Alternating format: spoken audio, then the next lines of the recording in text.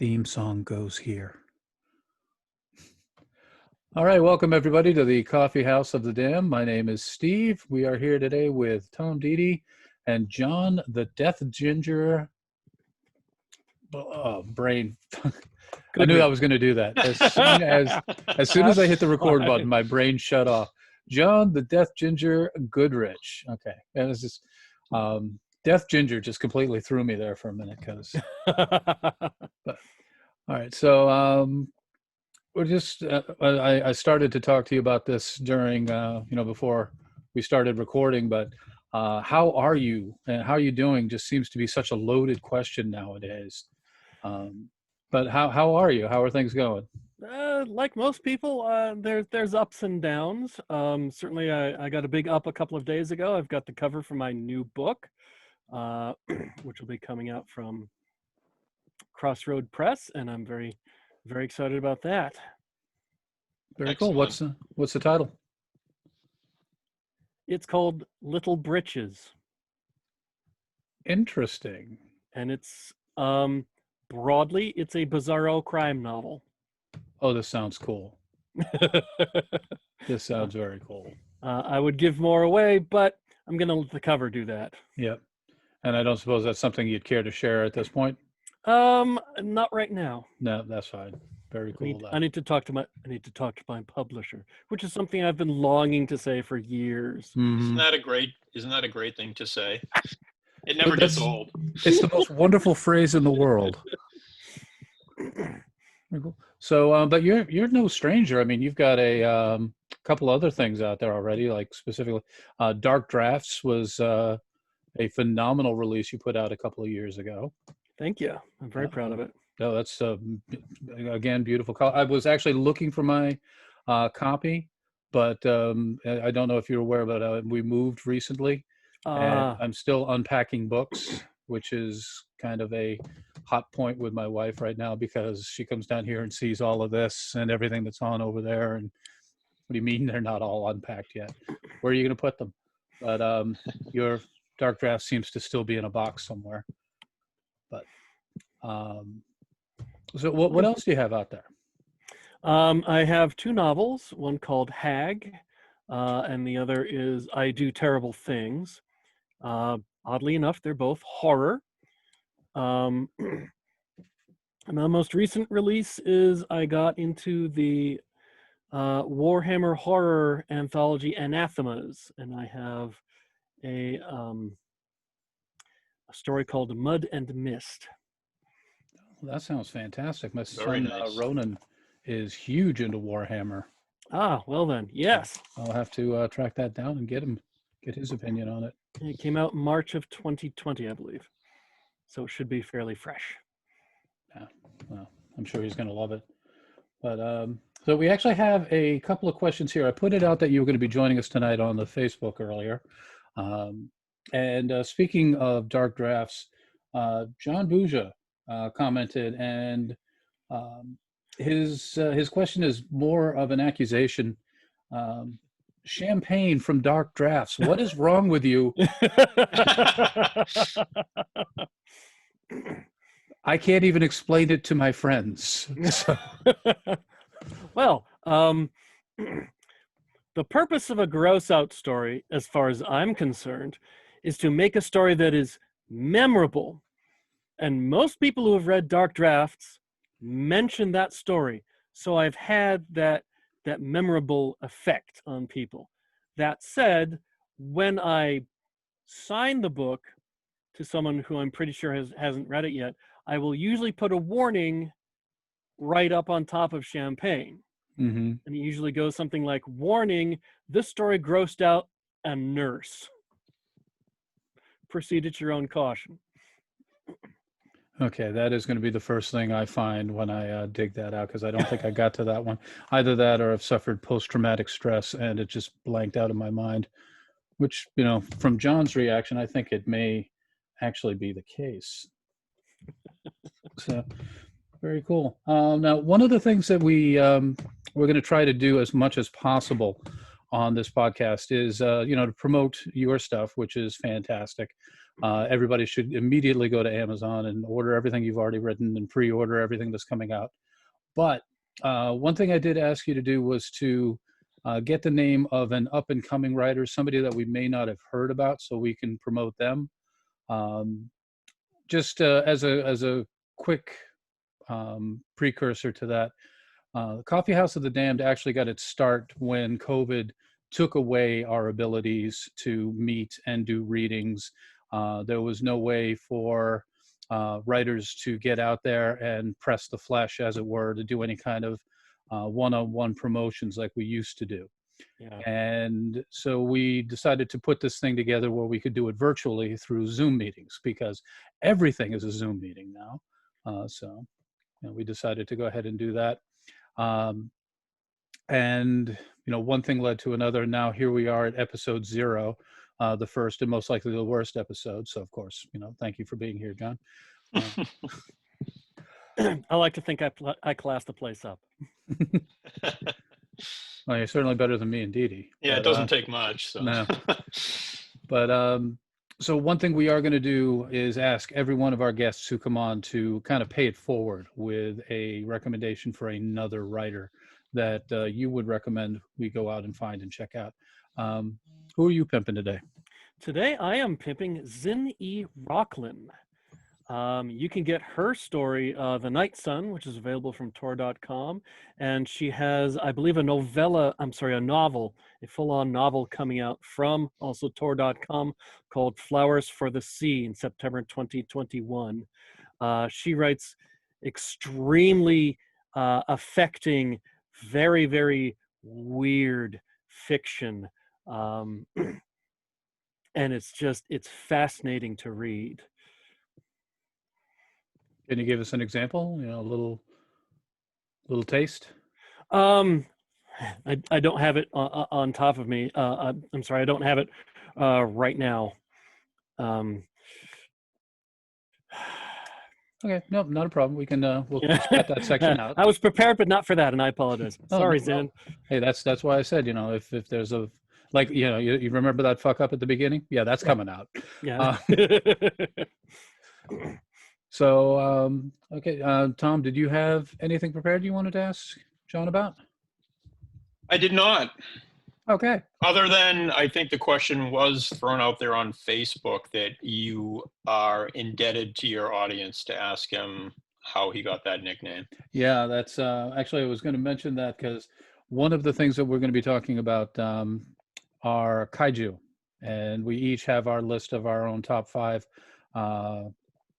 Kaiju films, franchises, monsters, what have you, that don't have the last name Zilla. And oddly enough, Carol Geisander, which actually sounds kind of like a kaiju, did pose the question. She's got 2 questions. One, she wants to know, where did the name DeathGinger come from? Because I'm assuming that John was chosen by your parents. I think we're pretty clear on that. Where did DeathGinger come from? DeathGinger came because I felt like I needed to one-up Eric Nunnally. Because for a while, Eric had his middle name as Danger on Facebook. Mm-hmm. And I had to think of something cooler than that because Eric is super cool. So I am a redhead. No. So, if people are listening to this, they may not know. And if they've never met me, they may not know. If they've never read my given name of DeathGinger, they might not know. But now they know. So I'm a redhead. I like spooky and horrible stuff. So death goes in front of everything and makes it cool. So I thought to myself, hey, John DeathGinger Goodrich. And it really has stuck. That was cool. And she also wanted to know if you could recommend a kaiju who could come to America and protect our cities, because apparently we are in dire need of a 500-foot hero at the moment. A protective kaiju? There's a couple of them I can think of. One is the 2014 American Godzilla, who is doing the same things America is. and sort of being protective. But the other I'm actually going to leave because it's my number one kaiju on my top 5 kaiju, specifically for that reason. Oh, okay. Oh, that's kind of cool. So why don't we go ahead and move into that? Tom, you haven't taken up a lot of time yet. Do you have your top 5 list? So here's where things get ugly. Don't You worry. didn't do your homework, did you? No, it's not that I didn't do my homework. It's that, and here's where I get kicked off. The whole kaiju concept is not my favorite subgenre of horror. Oh, so you get to pick the next list. That's understandable. So, yeah.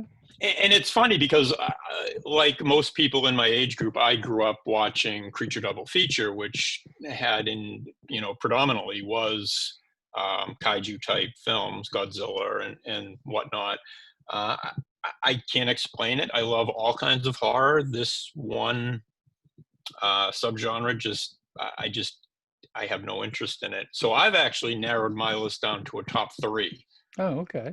And I don't know, how do you want to do this? Do you want me to just rattle them off? Or... Yeah, let's go ahead. Well, let's bring up the first one and see if we can discuss it at all. And all right, number 3 on my list is the 1961 original Mothra.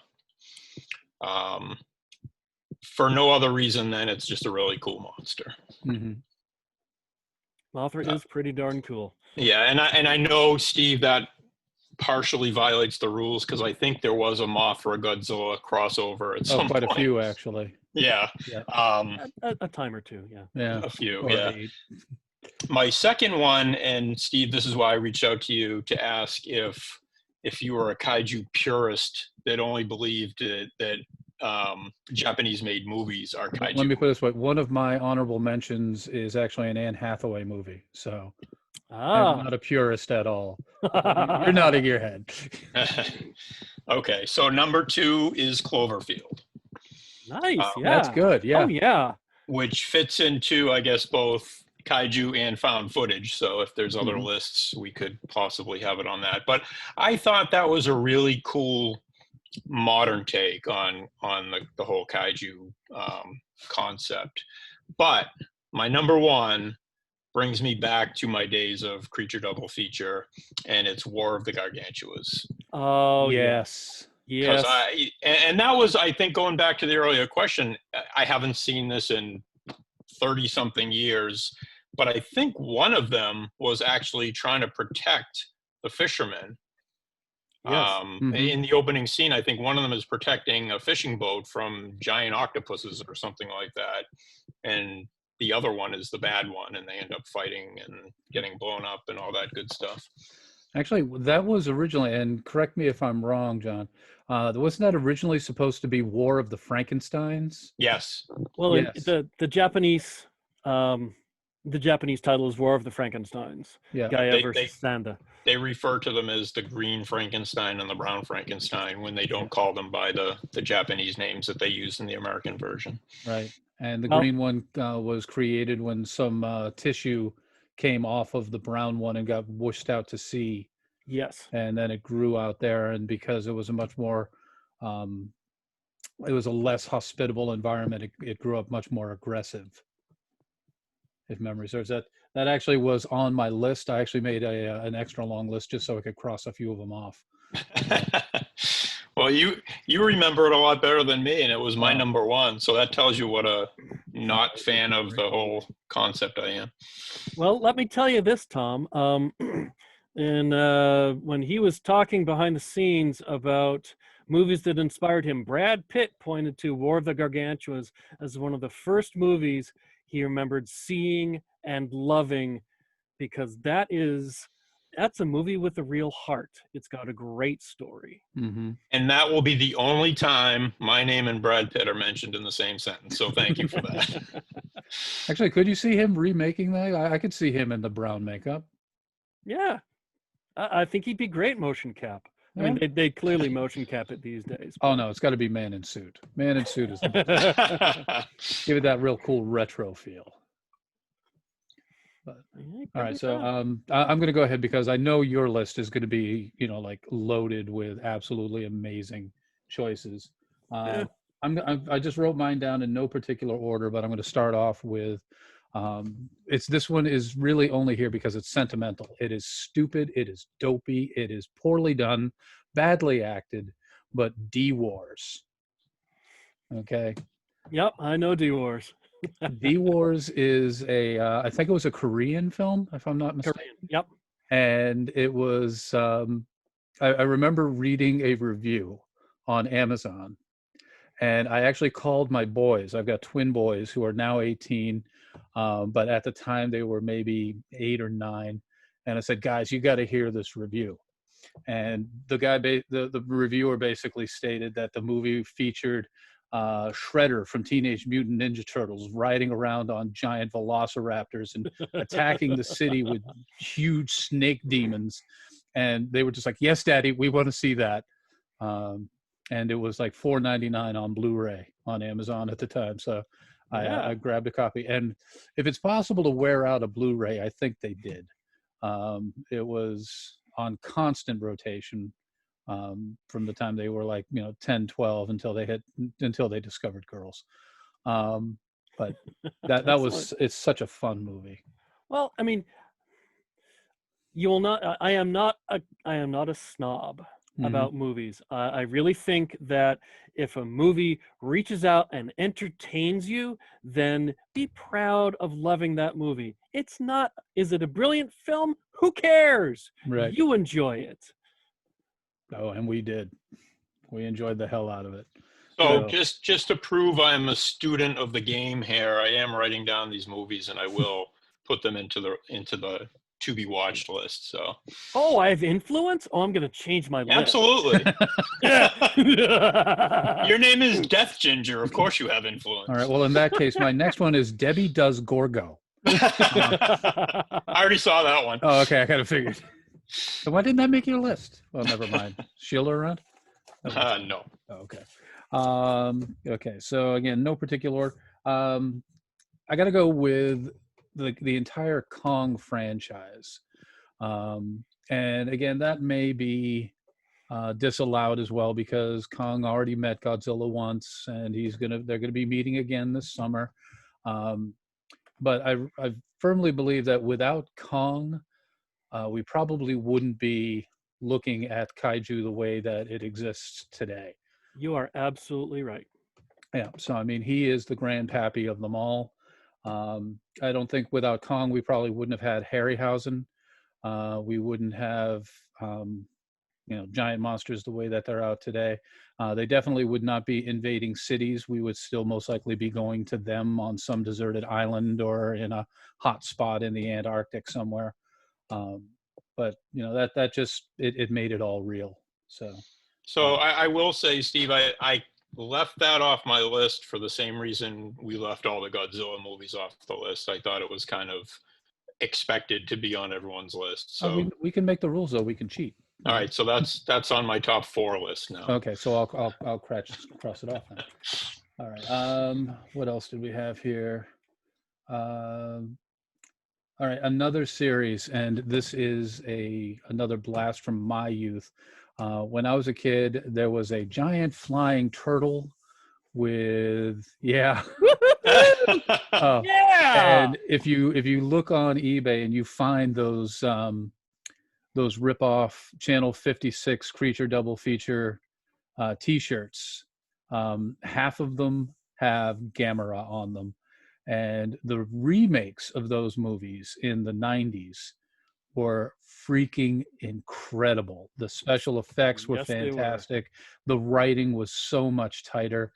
They took away the whole Gamera is friends to children everywhere out. And except they didn't. Yeah, well, it's still there. It's there, but it is not. You don't see little kids running on the beach yelling his name. True.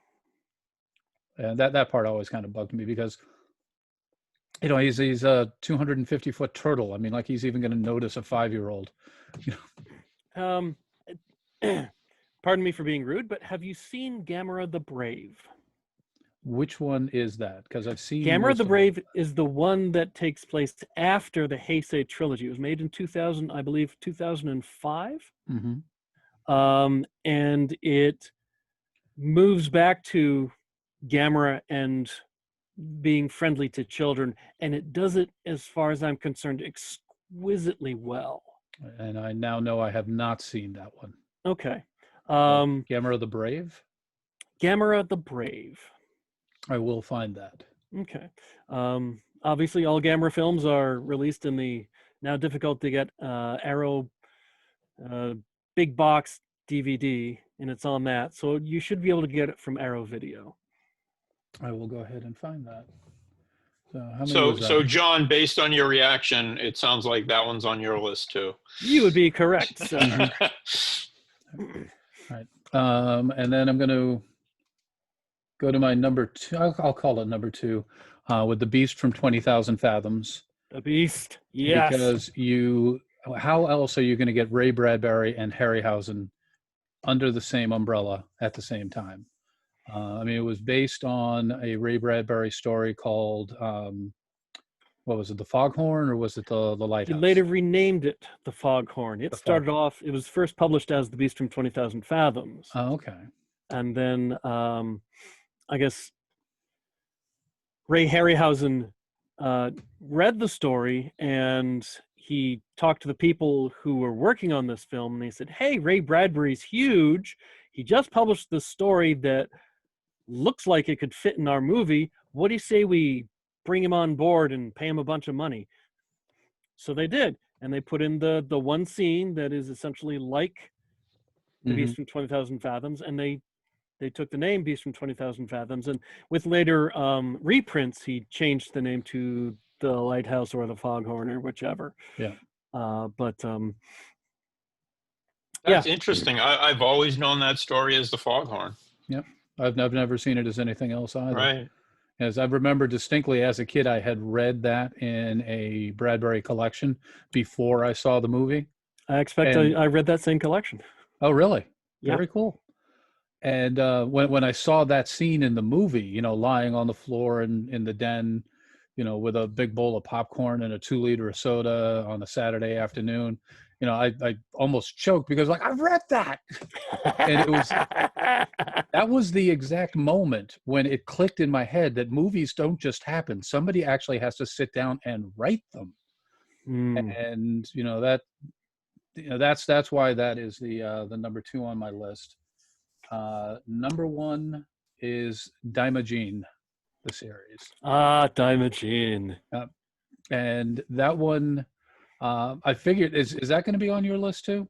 That will not be on my list, no. Oh, strange. Okay, because I imagine that you would pick it just because, to me, that almost has a Lovecraftian kind of feel to it, just because the idol, for the uninitiated, Daimajin is a giant stone idol that was built into the side of a mountain that will come to life periodically when the island is under threat.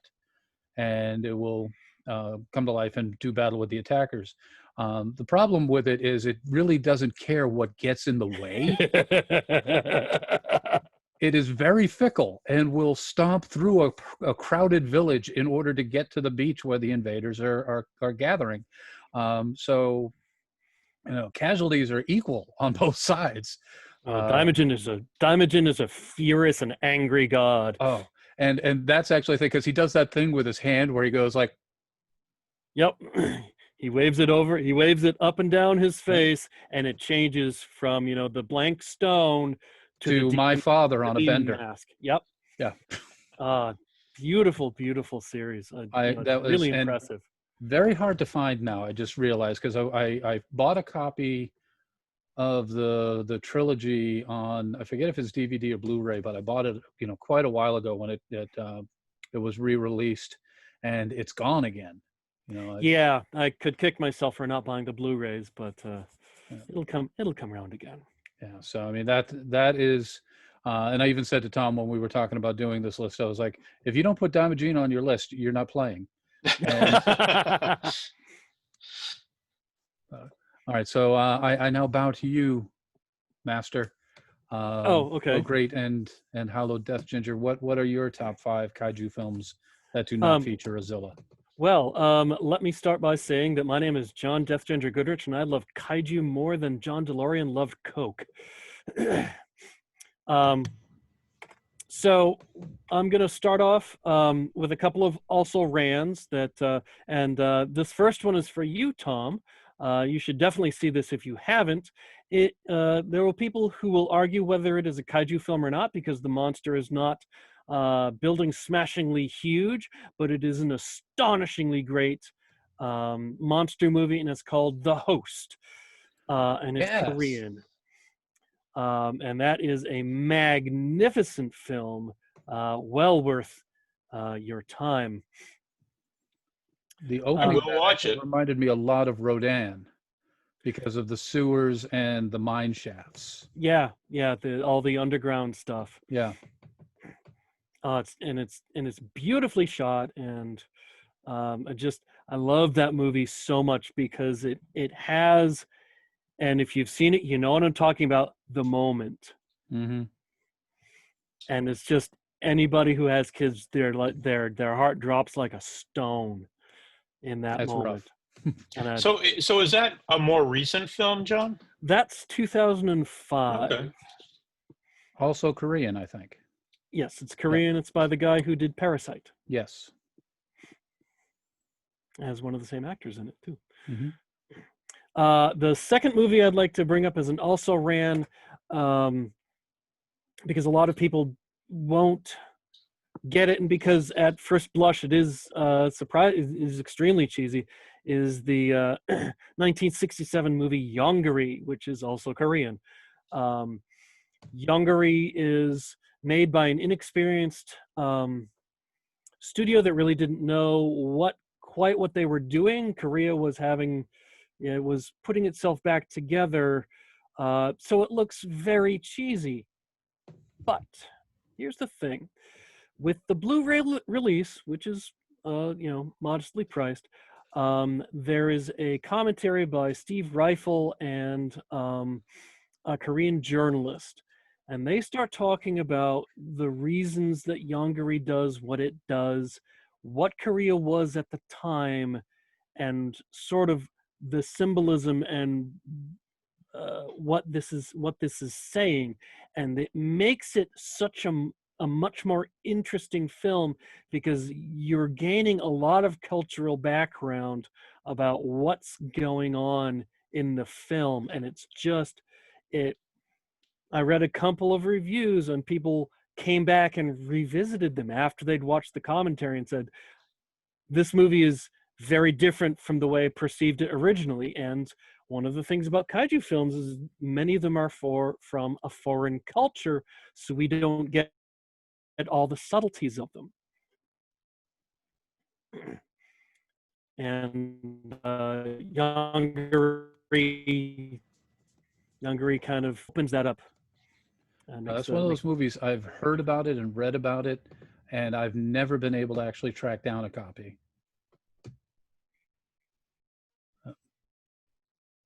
John, are you still there? Well, the Blu-ray is reasonably priced, as I said. I can hear John. I don't mean to exclude you. Okay. John, anything you want me to tell Steven? Ask him where I cut out and where in the middle of my rant did he cut out? No, I heard everything. Did I cut out? Oh, okay. No. Oh, okay. You look like you're about to say something, and well, I was just going anyway. No, I was just saying that I've read about that movie for years, and anytime I've looked, I haven't been able to find a copy that was reasonably priced. Okay. Well, that's the previous release was very cheap. Oh. Unfortunately. We'll try again. Maybe I just gave up. Yeah. Well, it's anyway. So number 5. When you said kaiju, I thought you meant kaiju specifically rather than individual movies. So my list is going to be a little off. But number 5 is Rampage. Really? Really. And before you ask, it's not because of George. It's not because of Ralph. It's because of Lizzie. Mm-hmm. And, George is a giant gorilla. Yeah, sure. And Ralph is a giant wolf, and he does a couple things. And are those kaiju? That's debatable. And then there's that scene where Lizzie rises up as this monstrous crocodile, whatever, and comes out, and you think to you, and I thought to myself, you, because they shoot bullets at George and Ralph, and you see them get hit. She's a tank. And then we get to see her crawl up a building. And for me, part of the joy of Kaiju, I'm starting to rant, but I do want a witness. I am not foaming at the mouth. You can see me on video. We can add that in. Yeah. We'll add that in post. Yeah. That's why God, that's why God invented post production. Is that Kaiju have things that are unexpected, and being able to, the gills were one thing, the giant thagomizer on her tail was another, but being able to crawl up a building like she's a gecko was just so cool. So let's pause right there for just half a second, because I keep getting a signal that my bandwidth is low. I'm just going to try a quick something here. Technically, I'll be right back. Yep.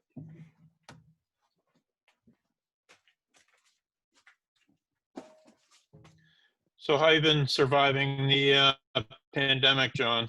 I have been okay. My job, bless its heart, is kept me on full time, even though we're at slightly reduced hours. So I've actually had time when I wasn't, crazy and stressed. I had time to write, and that's going reasonably well. Good. Yeah. Yeah, I've been working from home since March, so it was an adjustment, but now I love it.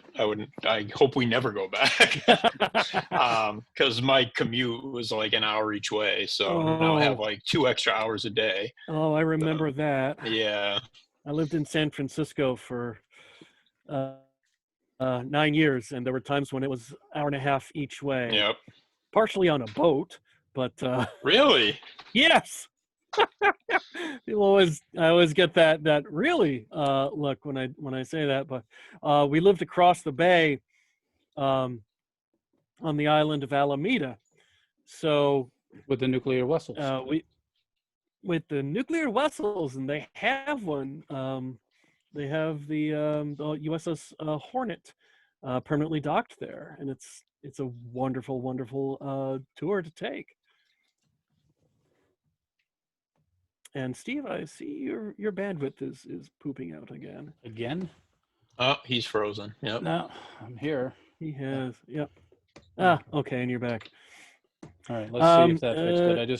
I just hardwired it in. Okay.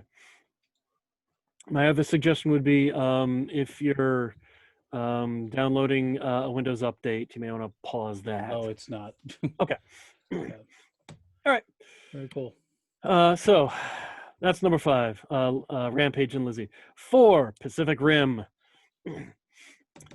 Because Guillermo del Toro decided he wanted to have giant robots punching giant monsters in the face like he was a kid with 2 action figures going, and he made an entire movie of that. And specifically, Otachi, which is the big winged one, because, like I said, Kaiju are about surprises, and there's Otachi. Otachi is also an incredible survivor. They pulled the acid organ out of its mouth, they froze its tail and snapped it off, and then it unfurls its wings, grabs the Jaeger, and then flies off with it. That is, I didn't see that coming. But it's tough. It's difficult to defeat. It has surprises that come out one after another. It was just incredible and just such a wonderful experience. That was the first Kaiju movie I saw in IMAX 3D, and I regret nothing. That was That was actually number 1 on my son Xander's list. Yeah, excellent. Good on him. Number 3, we've already discussed the Heisei Gamera trilogy, which is just an amazing reinvention of what was originally a kid's film. And the director thought to himself, well, I would like to he went to what used to be Daiei is now Katakoa and said, I'd like to redo this. And there was no expectation. So he could do what he wanted, and he got to make the movie he wanted to make. And they're beautiful. All 3 of them are really well shot. All of the enemies are interesting and surprising. The Legion from the second is one of my favorite kaiju ever. They're all done old school, all guys in suits, and they have an engaging plot line that is emotionally true and very human, and absolutely love those movies. I hate to jump in here, but I just have to know your opinion on this. Mm-hmm. Gaius versus Rodan. Well, that's going to depend on which Rodan you're talking about. If you're talking about Fire Rodan, then you have an even match, because Right. Fire Rodan and, as it turns out, original Rodan have a breath weapon. Like the Gaius laser. Like the Gaius laser. So it has a ranged attack. Rodan without the ranged attack would be at a severe disadvantage on the Gauss, and there are usually more Gauss, and there's usually on one Rodan. Or 2 Rodan from the first movie. Oops, spoiler. Shh. I've spoiled a movie from 1956. What kind of monster am I? You're a horrible human being. Yes, I am. Number 2, we've brought him up already, King Kong. King Kong is almost, and I say almost, and I'm going to explain this in a minute, almost the foundational text of all kaiju film. You're right. With Willis O'Brien animating, and he did the majority of the animation on his own, Kong could have been just another monster movie, but O'Brien decided to make him a sympathetic character, and he did it without words and only in Kong's expressions. The heart of Kong, and the reason everybody remembers Kong, is because when he's up on the Empire State Building and he's being shot and he can't reach the planes, you can see he has a moment where he knows this is not going to go well. And it's a very, very human expression, and it's beautiful and it's heartbreaking, because you know it's not his fault. He didn't want to be there. And that was the reason Eiji Tsuburaya, who was the special effects guy on Godzilla, had his own personal copy of King Kong and showed it to his team and said, okay, we want to do something like this. This is what we're aiming for. And Ray Harryhausen worked with Willis O'Brien, learned his technique on Mighty Joe Young. And that's how we came to have The Beast from 20,000 Fathoms, which was another big influence on Godzilla. If you look at Beast and you look at Godzilla, they have essentially the same plot. And there's a number of reasons why this could be. My theory is that they actually read the plot in the film journals and said, this isn't a bad plot. If we wrote something like that, we could do well. And eventually Beast from 20,000 Fathoms was literally released within 2 weeks of the original Godzilla in Japan. So that it was literally competing with, as you could say, its own father. My number one kaiju film is the 1961 Mothra. If there is a kaiju that is going to protect America, it would be Mothra, despite the fact that in her first outing, she attacked, not America, Rolisica. Most kaiju, like Godzilla, are just engines of destruction. They're there to smash stuff. Mothra is there to protect. She is beautiful, she is colorful, and she has in her that perfect kaiju contradiction. She is a giant moth, one of the most delicate creatures you can think of, and yet in 1961, she flies over New Kirk City, and there are guns and there are anti-aircraft blazing, and it doesn't do diddly to her because she is a giant moth and invulnerable to conventional weapons. And that, I think, is one of the most glorious things I have ever seen on screen, is this beautiful moth with the wings and the legs and all of it looking really sweet and fuzzy, and they just can't shoot her down. And that's wonderful. So, John, I have to ask, you are clearly well-versed on the subject. Where did you pick up all this knowledge? You don't get all these tidbits from just watching the movies. You've clearly done your homework here. Well, I may be writing I may be writing a large guide to kaiju film. Aha. And I may have purchased, let's see, from here I can see about a shelf's worth of books on the subject. So yeah, I mean, you know, I've been watching the movies, listening to the commentaries, and reading books on the subject, and it's all fascinating. And if you're interested in film, they're a great window because it's a very small genre. There's only like 120 films that I would label as kaiju. So you can get an insight as to how different countries work and how their interpretation of this sort of story that started, as far as I'm concerned, one step back from King Kong in the 1925 The Lost World, also animated by Willis O'Brien, because that has everything you want. It's got the characters going to this isolated location where there are monsters that no one has seen, and they bring one back, and you get a 5-minute, more like 7.5 minute scene of a Diplodocus doing the entire rampage through London.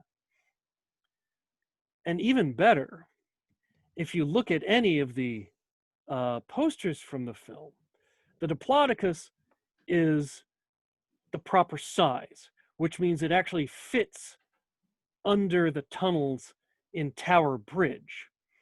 It goes under the tunnels and the bridge falls away and it swims off into the Thames.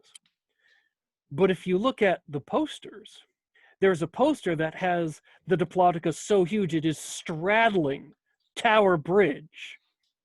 That's kaiju size. Mm-hmm.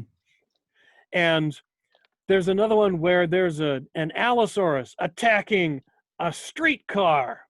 Now, the Allosaurus never made it back to London. And the poster one is much larger than the one we see in the movie. So that's kind of kaiju sized. So I kind of think that once we introduce the idea that dinosaurs could be in film, the kaiju was kind of inevitable because someone was going to exaggerate that so large. And someone was going to think of a way to put that in film.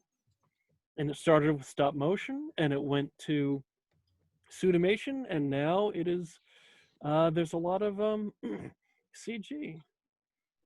Would you consider the like giant bug movies of the 50s to fall under that umbrella, or no? Generally speaking, no. I do draw a distinction generally between a giant giant animal like them or tarantula or anything like that, because it doesn't have any powers. The one the one 1950s American film that I do consider a kaiju film, oddly, is this kind of sea movie called The Giant Claw. Oh, you give it a C? Uh, but here's the thing. The Giant Claw... Was a marionette. Yep, it's a marionette, and it looks like a bird, but it's actually a giant antimatter bird from outer space with a force field. So it's not just a giant version of something we already know. It is something entirely different. Mm-hmm. So I'm not writing that one down. What about Q didn't make anybody's list? Who? Q? Q the Winged Serpent? Yes. Q the Winged Serpent is actually quite important because it's very heavily influential, as far as I'm concerned, on the American 1998 Godzilla. Mm-hmm. It also belongs to that delightful subgenre from the 70s and early 80s of the dirty New York movie. It's very nicely done, but I love that movie. but it's not one of my favorites, and it doesn't embody all of the things I sit down for a kaiju film for.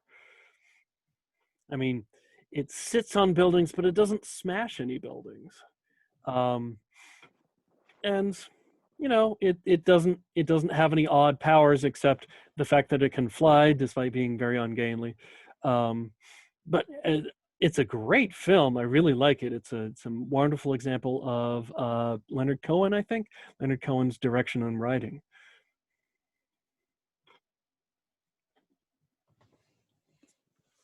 Okay, now I got to look it up. See if it was Cohen. Yeah.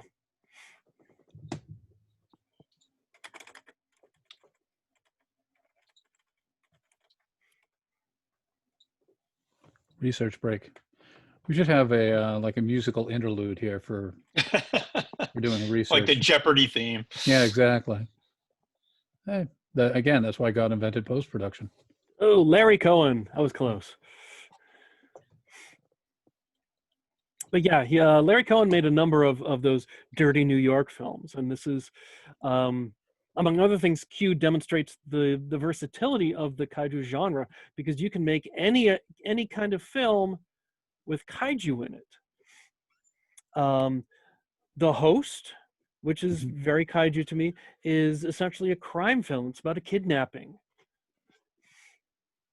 And you know, the efforts of trying to find the individual that's been kidnapped. Cloverfield is very much a film about what happened during 9/11, and it's a way for people to sort of deal with that angst that they've been feeling. And a lot of the imagery, the billowing smoke, the papers flying down are very much drawn from September 11th. So here's a question for you, and you can just laugh me right off the show. Could you consider The Mist a kaiju film? You could. I personally don't, because the kaiju is not the focus of the film. Exactly. But that tremendous thing right at the end, right? That's totally okay. That's totally kaiju-sized and kaiju ability. But it's no more to me a kaiju film than Ghostbusters is. Stay Puft Marshmallow Man, everybody remembers it, but that's not the focus of the movie. Yeah, I almost put The Mist on, but I didn't know if it would count, I guess, because it's very much not the focus, to your point. It's, you know, you get a glimpse of something at the end, but that's not really what the movie's about. Yeah. Well, here's the thing. I try not to be proscriptivist. I'm not going to waggle a finger at you and say that's not a kaiju film. I don't consider it a kaiju film. If you want to consider it a kaiju film, that's fine. There is no set definition of a kaiju film, and that's one of the things I'm trying to address is, how do I define it? Because I want to include all of these movies, but if I use this cutoff point, then I lose If I use size as a cutoff point, I lose the host. I don't want to lose the host. If I say nothing that it has to have special powers, then I'm cutting off Cloverfield, and that's clearly the wrong thing to do. So, so this particular definition, what is a kaiju, is proving elusive and complex. And because I'm a giant nerd, it's surprisingly fun. So, with that said, when this book comes out, you will be criticized from all sides because it doesn't fit their definition. Oh yeah, but I also, which is probably part of the fun, right?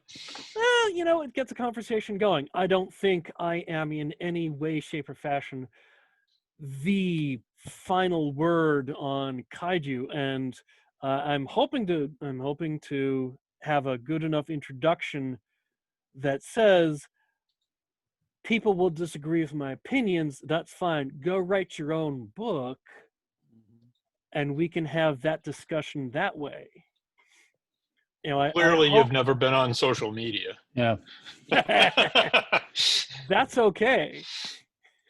People are going to say I'm wrong. All they have to do is tell me why. Yeah.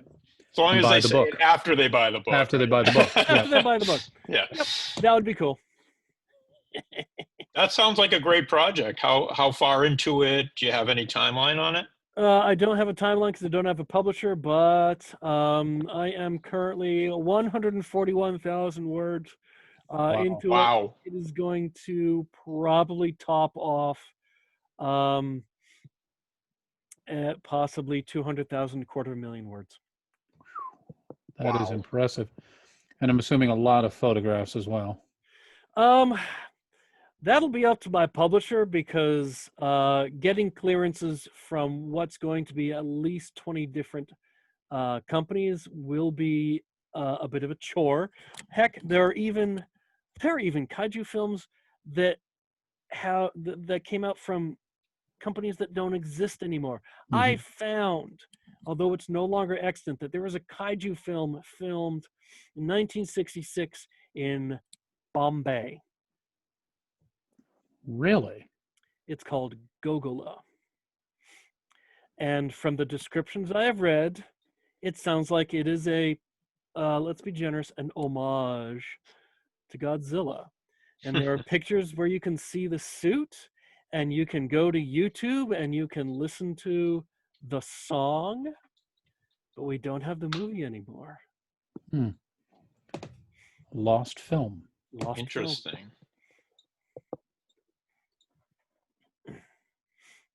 Someday I hope it resurfaces because I totally want to see that. And who in the world can turn up a kaiju film that promises a sea creature, thrills, and whatnot? What? Oh, that's a tagline. Oh yeah. Maybe it's different in Hindi. It's got a little bit more gravitas. Well, that's the English poster. Oh, good. All right. There goes that theory. Which means it was out here in the United States. No. For some, English was a sort of a cross. For India, at some points in time, English was used as a sort of a crossover language because they'd been. Because the English had been part of the country for so long that people from the different states who had different languages sort of had English as a common language. What was the name of that one, John? Gogola, Gogola, 1966. You can find a little bit about it on the Lost Media Wikipedia.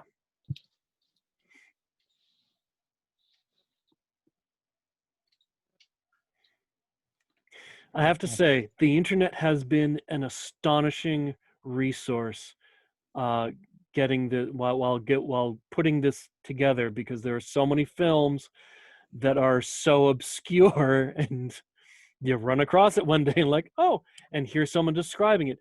I ran across a Korean kaiju film of which is extant There are 2 copies in the Korean Film Archive, but it's never been translated into English, and it has never been put on any home media in Korea or outside Korea. And that makes me sad because I so want to see this very strange black and white Korean kaiju film. That's amazing. Well, I have learned a lot from having you on here tonight. Now I've got a huge list of movies that I have to track down. Well, I knew I was getting nerdy and into it when Craig Shaw Gardner came up to me after I did a panel on kaiju, and he said, "Do you have a list?" And I did. That right there is Fez worthy. Is that how you? I know. I saw that in the background. I'm always one of those guys that's looking in the background to see what you've got. Was it that in the Grendel poster? Oh yeah. Yeah. Very cool. All right, so I'm going to go ahead and wind this down here, but I saved this. Oh, actually, no. I'm sorry. I got while we're still talking about kaiju, one of my sons is going to school for game design, so we've been doing a lot of like weird gaming here lately, and I discovered something that if you don't know about this, I will be very sad. But have you played King of Tokyo? I have seen it and I have wanted to play it, but I have not had the opportunity. I understand it is marvelous. It is a hoot and a half. Just to give you an idea, my wife, who routinely will read my work, she redlines it and proofs it for me. She has actually taken my stuff and thrown it down on the table, walked away, put her head in her hands, and say, "Why did I make these choices?" But she played this with my sons and myself a little while ago, and even she had fun. She has agreed to play it again. That's how much fun King of Tokyo is. If you'd like, we'll gladly include you in an online version if you want to sometime. But that sounds wonderful. Yes, it is a blast. So yeah. I was actually going to see if you had any tips or tricks because my wife kicked my ass. Now the truth comes out. Yeah. Oh, all right. No, it was the first time we ever played this thing, and she's just like, "Okay, so I rolled these, so I'm going to keep these 3 dice. I'm going to roll these other. Oh, look at that, you're dead." There you go. And you had fun anyway. Oh yeah, it was so much fun. But all right, so last question of the night. This is to us, sent in to us by Steve Kozanowski. And he wants to know, fuck, marry, or kill. Swamp Thing, Man Thing, and the Abomination.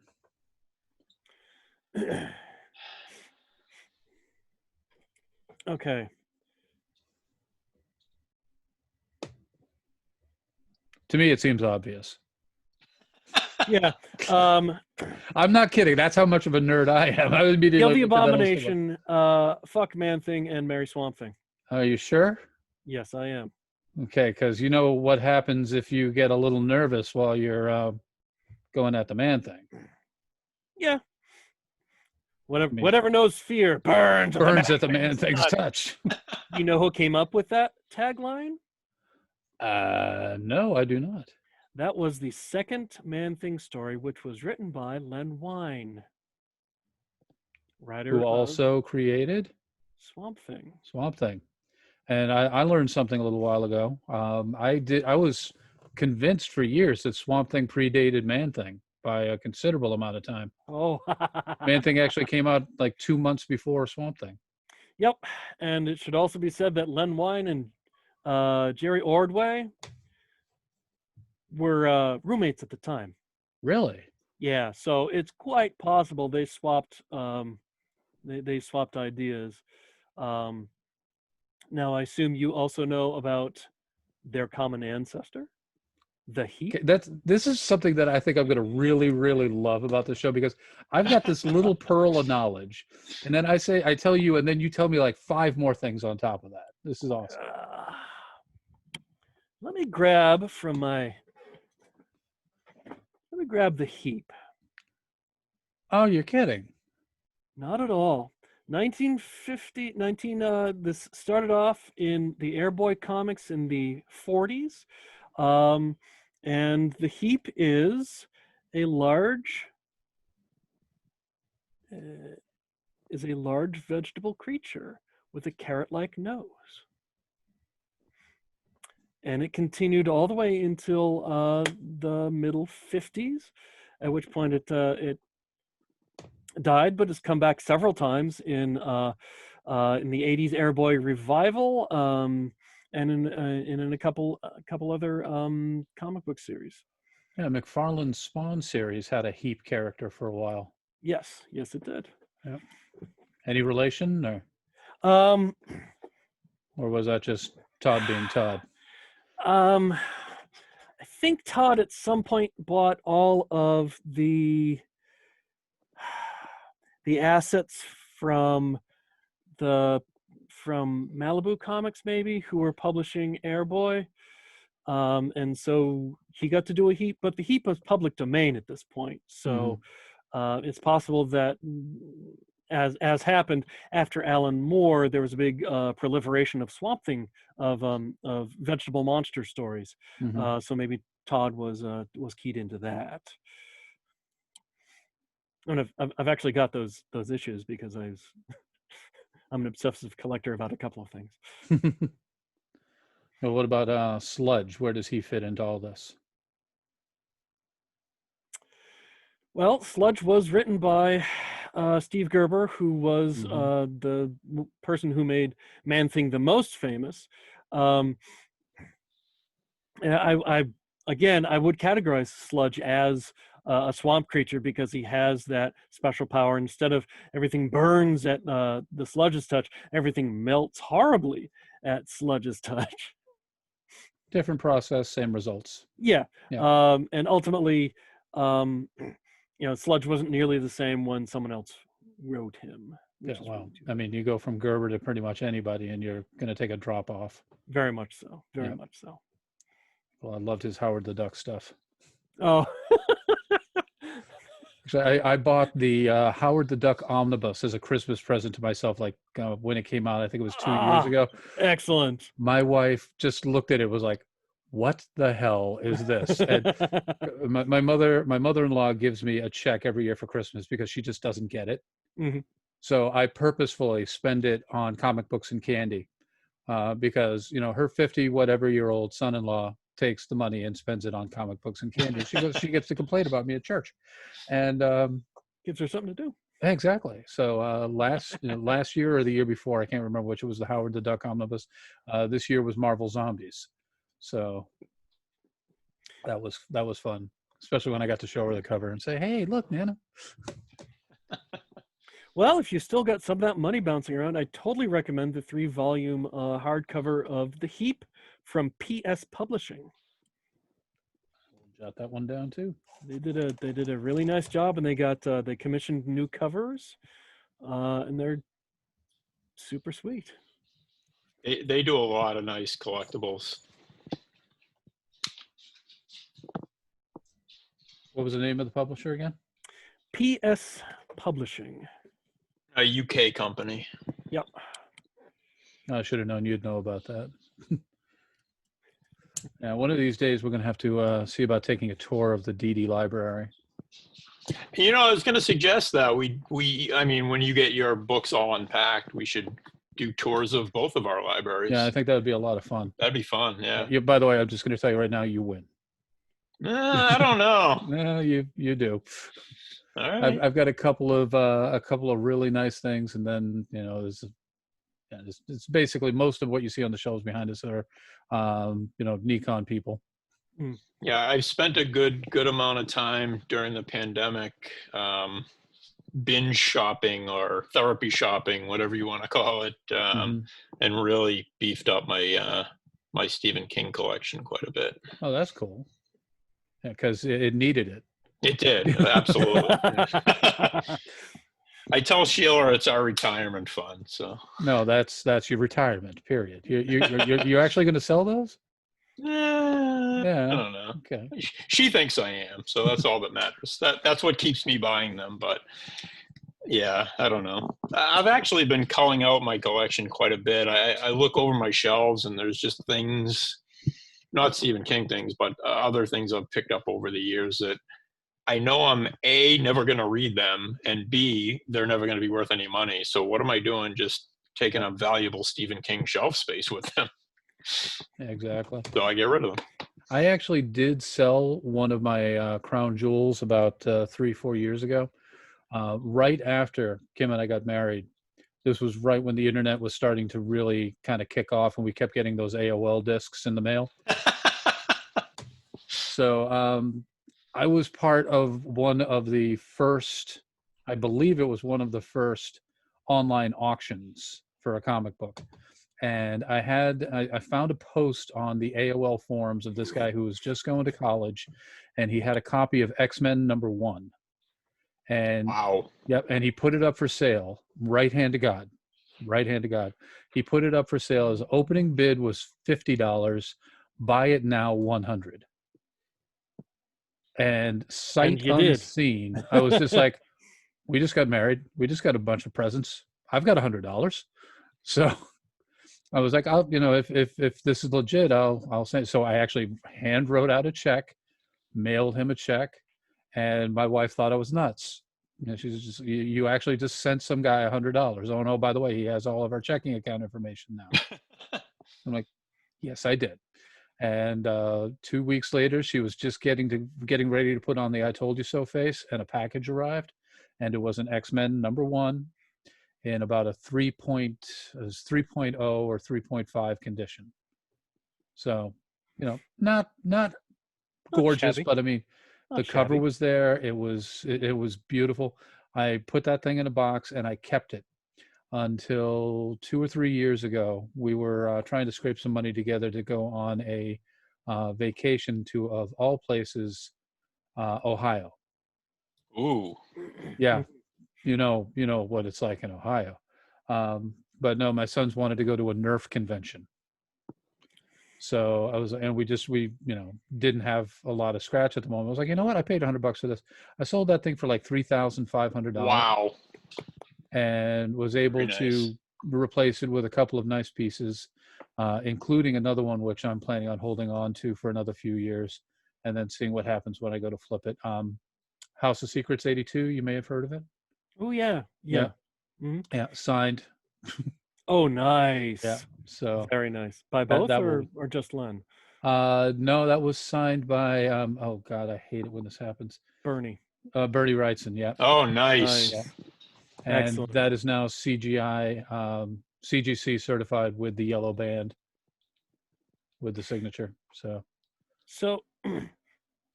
have you read their one reunion? No, but I get the feeling I'm going to be breaking that pen out again.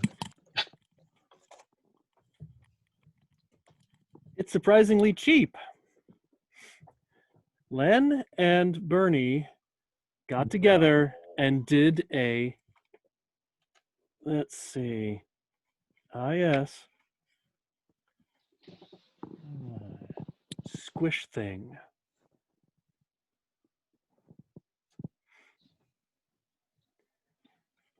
And it is, yep, written and illustrated by Len Wein and Bernie, and illustrated by Bernie Wrightson.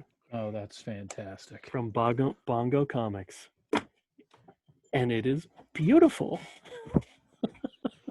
Anything Wrightson is beautiful. And I sat down like, okay, I've heard about this, I've heard about that, and like a squish thing, I should order that. And like nobody knows that it's there. And Bongo Comics would, every Halloween, they would grab someone, like they grabbed Steve Bissette and said, "Would you illustrate a SpongeBob story?" And he did. Really? Really. Okay. This is one of those like agog moments. I'm just going to be sitting in bed at 3:00 in the morning going, no. Bongo Comics. Bongo Comics. Wow. Oh, actually, you never finished your 3. I think we got to fuck man thing, and what was the rest? Kill Abomination, marry Swamp Thing, fuck man And thing. Yeah. Yeah. Tom, what would you do? I am not touching this one. I'll leave it to your imagination. None of my nethers are going anywhere near the man thing in case I get spooked. So, if like something drops to the floor behind us and I just like jump for a no, that's not. I'm not interested in that. Although it's funny, I've got a Swamp Thing pop that I got Bernie Wrightson to sign while I was at a convention. Oh, nice. His last convention at Boston Comic-Con. And it's so weird because the one that I chose, the one that I asked him to sign, because I do not like bringing things to people and saying, hey, I've had this, would you sign it? I always try to buy something at the stand. Sure. Buy a book, buy a print, something like that. And I did buy a print, and he signed that for me, and I've got that in that box over there. It's going to be going on that wall over there in a little while. But I did ask him to sign this pop just because it's just too cool to have a Funko Pop signed by Bernie Wrightson, and it is one that is flocked and infused with the smell of vanilla. And I figured, that's going to be the weirdest combination out there. It is like there are 3 different Swamp Thing pops, and this one is the cheapest. This is the one nobody wants. So you have a pop infused with vanilla. That's what they tell me. Yeah. Signed by Bernie Wrightson. Yep. I did not know that was a thing. Yeah, it is a thing. Pop collecting is a rabbit hole. Oh God, I that's one thing I cannot allow myself to start, because once I start, no. I'll stick with my books. Wow. Oh my goodness. Wow. Yeah. And those are just the DC and Marvel over there on that box. Oh the man. camera, the stand's turning, not the camera. Over there, you can't really see it because it's beyond the light, so it's all falling in shadow. But there's a stack of boxes with the horror pops in them. Oof.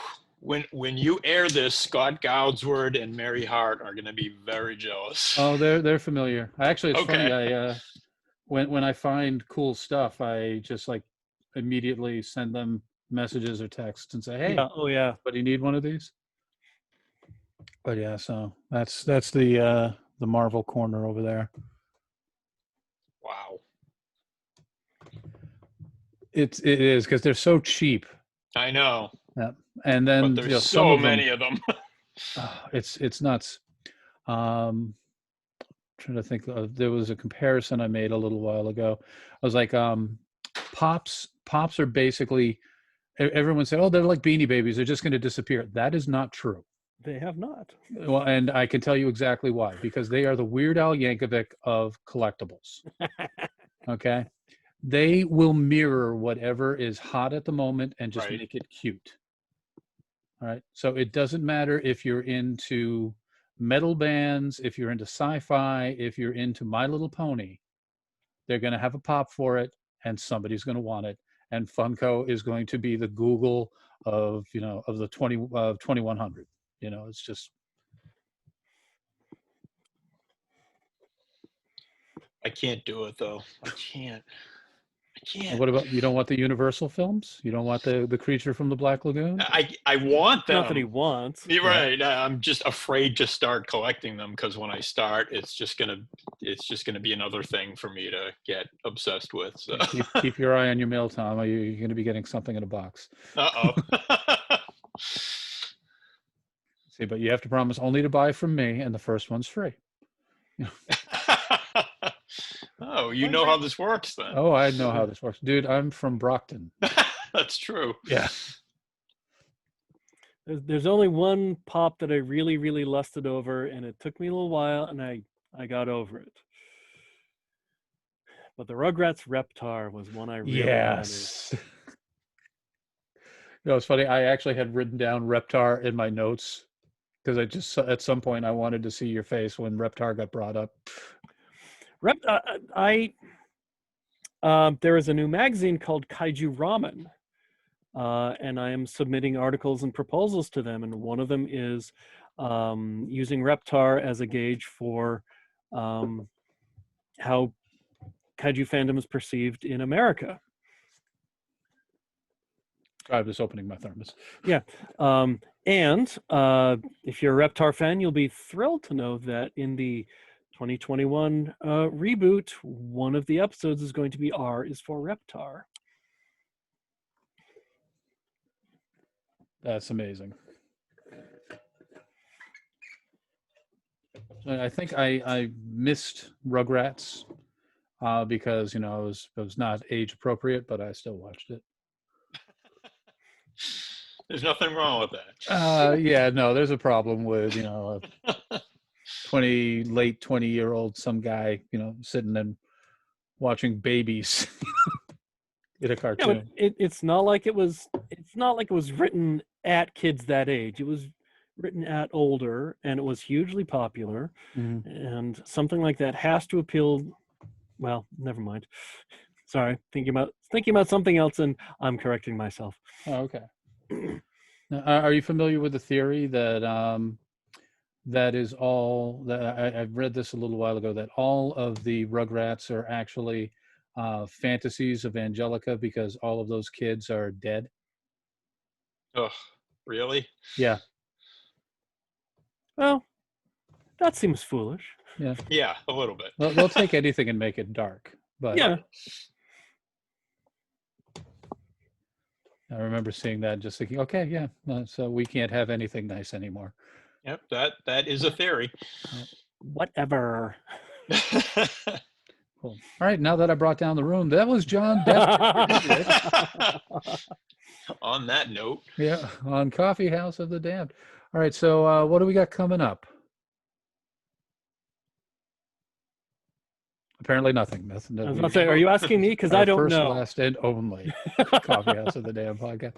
Now, well, coming up on February 4th, it's going to be Couples Night in preparation for Valentine's Day. So we're going to have a few people doing a live. I got to figure out if we're going to be doing that on YouTube, if we're going to stick with the Zoom meeting thing.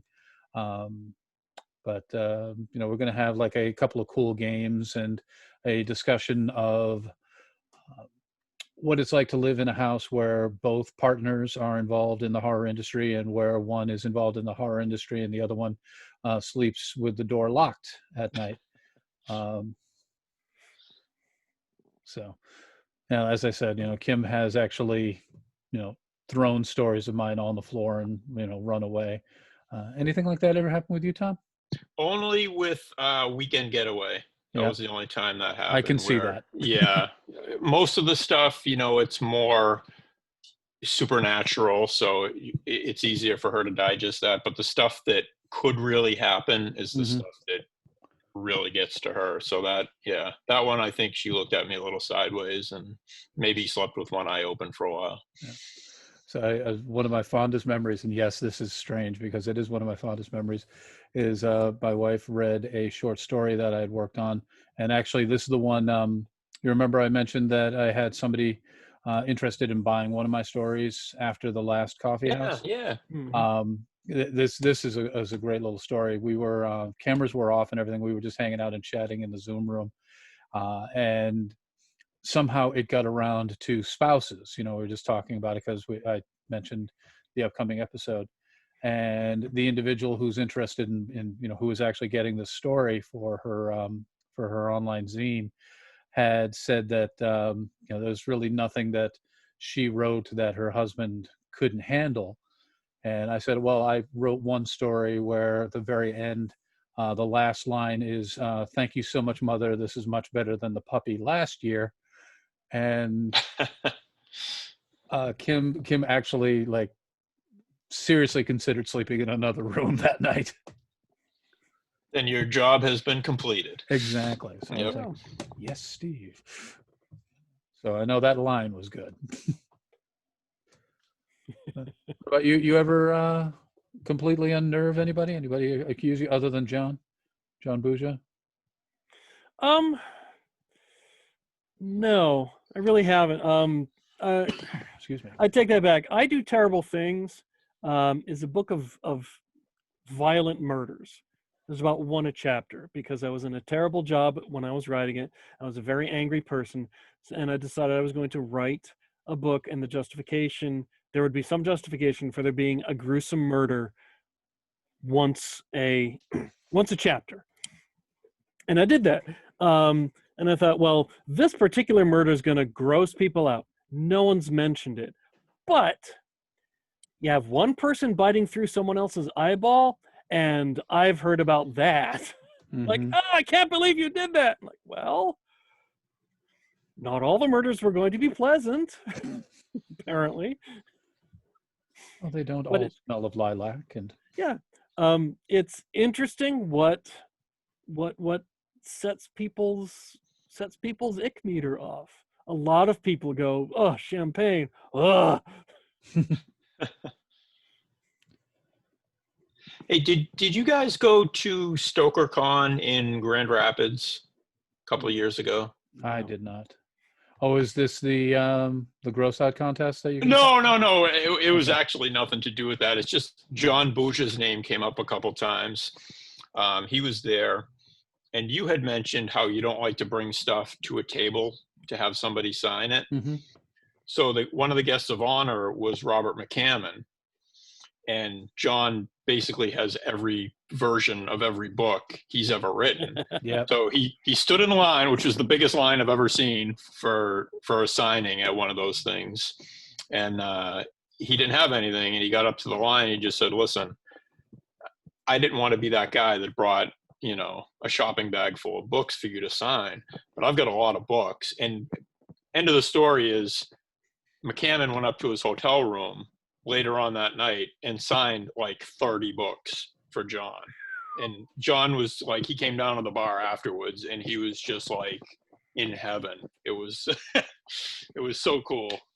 I love that Nice. story. Yeah, you got to have John tell it because Yeah. it's just, I don't know, Oh, to he'll see be a on. guy that looks like that, so gets like that glow. enamored with an author is just like, I don't know, it's a weird dichotomy. Yeah. John's great. I John love is that the man. man. He's Yeah, I love John. fantastic. He definitely is. So, and while we're pimping other people, King of the Wood is freaking awesome. And the sequel is going to be coming out fairly soon, I believe. Oh, excellent. Oh, I feel like a bad friend because I've had that for so long and I haven't read it yet. Oh, it's weird. I mean, I likened it a bit to, it feels like early gaming to me. Mm-hmm. And Really? it's that kind of, well, you know how when Gaiman writes, he just basically creates mythology. Mhm. You know, that's Terry Emery made that observation the last time we were talking about Gaiman, and he's just like, sitting there, he's reading Sandman, and this is a brand new mythology that has just been created, and it just came out of the mind of this guy Gaiman, and he's not wrong, and I felt a bit of that while I was reading King of the Wood, because he's got this thing at the beginning where he didn't even know he was doing it, and then there's a legend at the beginning, like a map legend, not an interpretation of writing out a legend, of the number of crows and what that will mean as a portent of your future. And a certain number of crows means a certain bad thing is going to happen or a certain good thing is going to happen. And anytime I read anything by him where he mentions a bird of any type, I grab my copy of King of the Wood and flip it open and go, oh yeah, this guy's screwed. He's working on a ghost story right now that is unbelievable. It's about multi-generational ghosts and reincarnation and murder.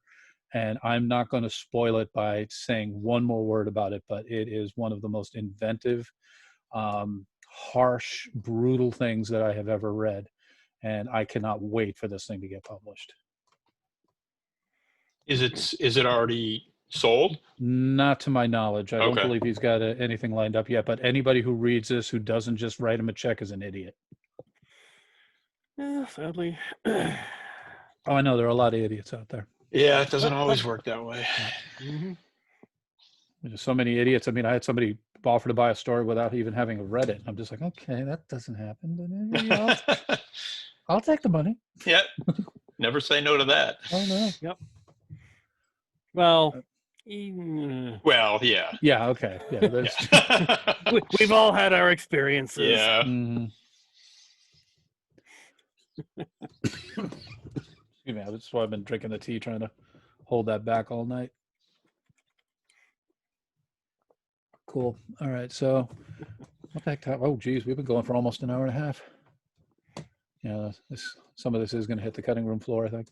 That's okay. You know, what I'm thinking too is maybe just cut it up into multiple sessions. Like I don't have a problem with an hour and a half podcast, but the YouTube thing we may break into segments, make it a little bit more palatable. Sure. Well, You're the boss. no, I'm just an excitable amateur. Yeah, but if you do it long enough and you do it well enough, you'll become a pro. Yeah, eventually. But yeah, it's not going to happen with this one. Sorry, John. Eh. But once we stop sucking, we'll have you back again. Make up for it. But I think it's safe to say John carried this edition of the podcast. Oh yeah. So. Well, Thank it you, helps John. that you kicked me straight in two sweet spots. Kaiju and swamp creatures. So if you want to do a thing about swamp creatures, I will talk about swamp creatures for hours. Okay, that is a date because I would love to just be on a fly on the wall and hear you talk about swamp creatures. All right, you see that shelf? Yep. That is, it starts with Man Thing, goes to Essential Man Thing, the heap. I've got a copy of it. I have a lot. I have all of the sludge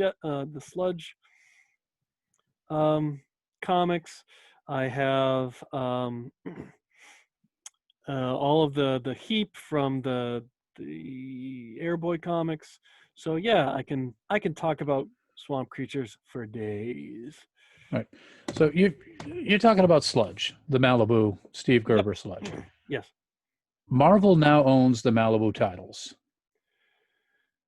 Yep. Yeah. Okay. What do you want to see them do with it? Because I don't think they're ever going to do anything. Apparently, there's something in the contract that prevents them from doing it, and no one wants to talk about it. I think it might be, although if it's Disney, I don't see why this is a problem anymore since they're not paying Alan Dean Foster. Yeah. Every time they use a character, they owe the creator or the people who are the publisher, because it's criminal that they're not using those characters, because they had a lot of good and fairly interesting characters. Admittedly, the majority of them, the ones I read, were Sludge, and Sludge interacted with several in very Steve Gerber wacky ways. Mm-hmm. So yeah. I would love to see them do something with that intellectual property, but they're clearly not willing to. Which is a crying shame, because Yeah, it really is. I mean, I'd love to see a Sludge movie. I'd love to see a Prime movie. I'd love to see Lord Pumpkinhead do something. And I was just getting to that one, but the end all be all has got to be Lord Pumpkinhead. Pump. Yeah, that way. And you know what? Okay, I would love to see that. I would love to see Jim Moore write that movie. Yeah, he's got the chops. He'd be able to do it. That would be freaking incredible. The other person I'd like to see would be, of course, Brian Keene. Yeah. Keene would jump on that. The part 1 and part 2. Mm-hmm. Break it up a little. Or, together. That'd be cool. Has anybody read the new Keene or Bancic confab? I have not. Have you seen that yet, Tom? No, I was going to ask you if you've read The End of the Road by Keene. I have it. I even know where it is. Me too. I'm looking right at it. Yeah, but I haven't read it yet. Yeah, I want to read that, and I want to read Jeff Strand's book. Yep, I have the name that one escapes too. me, but yes, yeah, the writing book. Yeah, that sounds fantastic. It's got to be great. It just has to be. No, it's just remember. It's funny. I saw Lynn posting images of like stupid things, and it was like, "Hey, I just want to make sure that I've sharpened this pencil correctly. What does everybody think about this pencil?" I'm like, "What the hell are you talking about?" And then all of a sudden, this cover comes out. I'm like, "Okay, yeah, I hate you and I love you all at the same time." Yep. Yeah. And yeah, I don't know exactly how to mention this, but there was a list that came out within the past few days of the top covers that were put out in 2020, and Lynn made it. I was Excellent. very happy to see that. Well Fantastic. deserved. Yeah, I'm just gonna go ahead and see if I can find it because I shared the link. There's a YouTube video. I'm trying to remember what I can't remember the name of the book. It wasn't one of Jeff's books, which is really too bad. But it was the one where the house was a pumpkin, and there were all of these cool little hidden images in it. Yeah, my computer's decided. Oh, was that for the There's a collection. the scary stories kind of reboot type book? I think it may. I have forget been, what it was called. but That might have been it though. yeah, I love the cover, and I can't believe how prolific she is. Doing that 30 days. I can't either. I know, right? A year. Oh yeah, she's impressive. Fantastic. We're definitely gonna have her on. Actually, she's gonna be on the couples night with Jeff. Oh wow. Yeah. I know, right? I at some point, I swear to God, I'm just gonna be like, okay, I'm gonna turn off my mic right now. I was just Jeff, gonna go. say. Yep. They are sweet together. Oh, they're fantastic. So that's one of my favorite parts of Nikon every year is most every year, is when Jeff just takes over. Yeah. Yep. So did you see that the room that we have for Nikon at ULO right now is a field hospital for COVID? Oh no, I didn't. Yeah. Woo! We're I a step know. up from COVID patients. Yeah, Nikon. Yeah. Man, I hope this is all over by then. So when you see the fat man in the hazmat suit, that'll be me. Okay. I hope they get that. Everything's back to normal enough that we can have that. I really hope so. Super Tell me about it. I've got 3 tickets, three reservations there because the boys and I all go. That's going to be weird this year with Xander not coming. Yeah. But Ronan's really looking forward to it, and I hid all of the Cards Against Humanity boxes, so they'll be coming with us too. You played that one night, didn't you, John? Yes, Didn't you come down one night? I certainly did. Yep, that was a blast. And then Richard It's so Dancy much showed fun. up and won, and won, and won. I remember that. Oh man. All right, so yeah, I should really get upstairs and do some dishes or something. But this was incredible amounts of fun. Thank you for coming on. Thank so you. much, This John. was a real joy. I had This fun. was great. Very educational for me, John. Yeah. Thank you. I now have a nice long list of stuff that I'm going to Yep, same. Right there. track down all those, look at every single streaming service I have. Actually, what was, I'm suffering one of those prototypical brain farts again. Mhm. What was that? Was that Yongary? Yongary. Yongary. Yongary. Oh, I spelled it with an I at the end. I thought I had it. Well, that's the Italian You lose. spelling. The Italian spelling. No, 1967, because there's a 1999 version that you don't want to see. Okay. Do not.